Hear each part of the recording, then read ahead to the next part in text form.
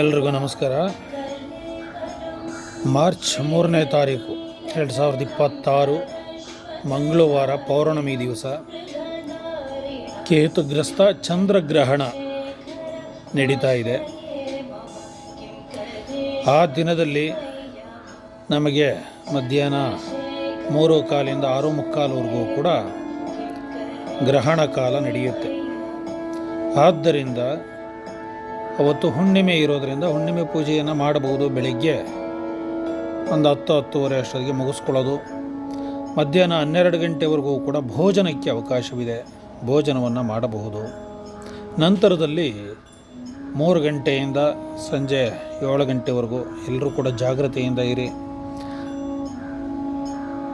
ಏಕೆ ಅಂತ ಅಂದರೆ ಆ ಗ್ರಹಣ ಕಾಲದಲ್ಲಿ ಕೇತುಗ್ರಸ್ತ ಚಂದ್ರಗ್ರಹಣವಾಗಿರೋದರಿಂದ ವಿಷಪೂರಿತವಾಗಿರತಕ್ಕಂತಹ ಗಾಳಿ ಬೆಳಕು ಅದು ಯಾವಾಗಲೂ ಕೂಡ ಆ ಗ್ರಹಣ ಕ್ರಿಯೆ ಅನ್ನೋದು ನಡೀತಾ ಇರ್ತದೆ. ಅದರಿಂದ ಸಾಮಾನ್ಯವಾಗಿ ಮನಸ್ಸಿನ ಕಾರಕ ಚಂದ್ರ ಆಗಿರೋದರಿಂದ ಮನಸ್ಸಿನ ಮೇಲೆ ತುಂಬ ಪ್ರಭಾವಗಳನ್ನು ಬೀರುತ್ತೆ.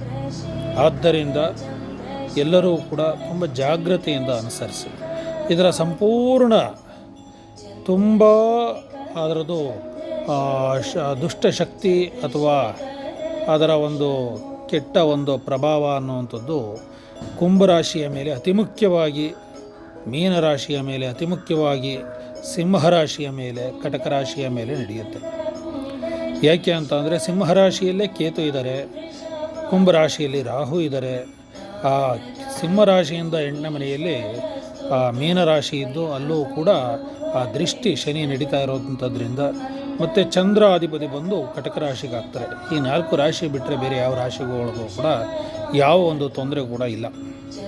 ಆದ್ದರಿಂದ ಎಲ್ಲರೂ ಕೂಡ ಈ 4 ರಾಶಿಯವರು ಅತಿ ಮುಖ್ಯವಾಗಿ ಸಾಧ್ಯ ಆದಷ್ಟು ಸಂಜೆಯ ಒಂದು ಆ ಗಾಳಿ ಬೆಳಕು ಅನ್ನುವಂಥದ್ದನ್ನು ತಗೊಳ್ಳೋವಂಥದ್ದನ್ನು ನಿಷಿದ್ಧ ಮಾಡಿ ಸಾಧ್ಯ ಆದಷ್ಟು ಒಳಗಡೆ ಇರಿ. ಮನೆ ಒಳಗಡೆ, ಎಷ್ಟೋ ಜನ ಕಚೇರಿ ಒಳಗಡೆ ಇದ್ದರೆ ಕಚೇರಿ ಒಳಗಡೆನೇ ಇರಿ, ಈಚೆ ಬರೋ ಪ್ರಯತ್ನ ಮಾಡಬೇಡಿ.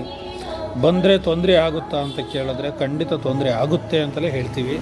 ಏಕೆ ಅಂತಂದರೆ ಅವತ್ತು ನಿಮ್ಗೆ ಆಗದಲೇ ಇರ್ಬೋದು, ಪುನಃ ಇದು ನಿಮಗೆ ಕೇತುಗ್ರಸ್ತ ಚಂದ್ರಗ್ರಹಣ ಇಲ್ಲಿಗೆ ಪುನಃ ಯಾವಾಗ ಬರುತ್ತೋ ಅಲ್ಲಿವರೆಗೂ ನೀವು ಸಂಕಟದಲ್ಲೇ ಇರಬೇಕಾಗ್ತದೆ. ಆದ್ದರಿಂದ ಭಾಳ ಹುಷಾರಾಗಿ ಜಾಗ್ರತೆಯಿಂದ ಈ ಒಂದು ಗ್ರಹಣ ಕಾಲದಲ್ಲಿ ಸ್ವಲ್ಪ ಆಚಾರ ವಿಚಾರಗಳನ್ನು ಇಟ್ಕೊಳ್ಳಿ. ಆಫೀಸಲ್ಲೆಲ್ಲ ಇರೋವಂಥವ್ರು ಇದ್ದರೆ 3 ಗಂಟೆ ಮುಂಚೆ ಸ್ವಲ್ಪ ತಲೆ ಮೇಲೆ ಒಂದೆರಡು ನೀರು ಹಾಕ್ಕೊಳ್ಳಿ.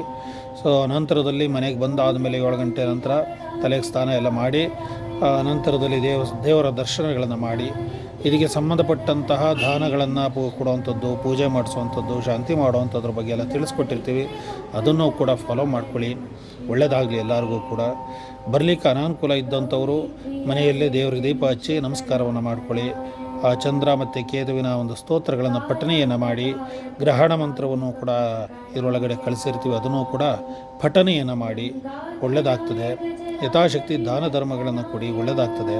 ಸೊ ಇದನ್ನು ನಾವು ಅವತ್ತಿಗೆ ಮಾತ್ರನೇ ಗ್ರಹಣ ದೋಷವ ಅಂತ ಅಂದರೆ ಖಂಡಿತವಾಗಲೂ ಅವತ್ತಿಗೆ ಪರಿಹಾರ ಆಗಿದೆ ಮಾಡಿಸ್ಕೊಂಡಿದ್ದೀರಿ ಅಂತಂದ್ರೆ ಅವತ್ತಿಗೆ ಪರಿಹಾರ ಇಲ್ಲ ಅಂತ ಅಂದರೆ ಪುನಃ ಇಂಥ ಗ್ರಹಣ ಯಾವಾಗ ಬರುತ್ತೋ ಅಲ್ಲಿವರೆಗೂ ನಿಮ್ಗೆ ಒಂದಲ್ಲ ಒಂದು ರೀತಿಯಿಂದ ತೊಂದರೆ ಕಟ್ಟಿಟ್ಟ ಬುತ್ತಿ, ಇದರಲ್ಲಿ 2 ಮಾತಿಲ್ಲ. ಅದರಿಂದ ತಾವೆಲ್ಲರೂ ಕೂಡ 3ನೇ ತಾರೀಕು ಏನು ಹುಣ್ಣಿಮೆ ದಿವಸ ಆ ಮಂಗಳವಾರ ಗ್ರಹಣ ಬರುತ್ತೋ ಆ ಗ್ರಹಣದಲ್ಲಿ ಭಾಳ ಜಾಗ್ರತೆಯಿಂದ ಇರಬೇಕು ಅಂತ ಹೇಳಿ ನಿಮಗೆ ತಿಳಿಸ್ಕೊಡ್ತೀವಿ. ಇದರ ಒಂದು ಅಶುಭಗಳ ಫಲವಾಗಿ ಮಾತಾಡೋದಾದರೆ ಅತಿ ಮುಖ್ಯವಾಗಿ ಅವಾಗಲೇ ಹೇಳ್ದಂಗೆ ಕುಂಭ, ಮೀನ, ಸಿಂಹ, ಕಟಕ ರಾಶಿ ಈ 4 ರಾಶಿಯವರು ಮಾತ್ರ ಅತಿ ಮುಖ್ಯವಾಗಿ ಜಾಗೃತೆಯನ್ನು ಮಾಡಿ. ಬೇರೆ ರಾಶಿಯವರು ಕೂಡ ಗ್ರಹಣ ಆಗಿರೋದ್ರಿಂದ ಗ್ರಹಣ ಮುಗಿದ ನಂತರದಲ್ಲಿ ಸ್ನಾನವನ್ನು ಮಾಡಿ ನವಗ್ರಹಗಳನ್ನು ಪ್ರದಕ್ಷಿಣೆ ಮಾಡಿ ಚಂದ್ರನಿಗೆ ದಾನ ಧರ್ಮಗಳನ್ನು ಮಾಡಿ ಅರ್ಚನೆ ಮಾಡಿಸ್ಕೊಳ್ಳಿ, ಒಳ್ಳೆಯದಾಗುತ್ತೆ. ಈಶ್ವರ ದೇವಸ್ಥಾನ ಇದ್ದರೆ ಅಲ್ಲೂ ಕೂಡ ಹೋಗ್ಬೋದು, ಒಳ್ಳೆಯದಾಗ್ತದೆ ಅಂತ ಹೇಳಿ ಈ ಗ್ರಹಣದ ವಿಚಾರವನ್ನು ತಿಳಿಸ್ತೀವಿ. ಶುಭವಾಗಲಿ. ನಮಸ್ಕಾರ.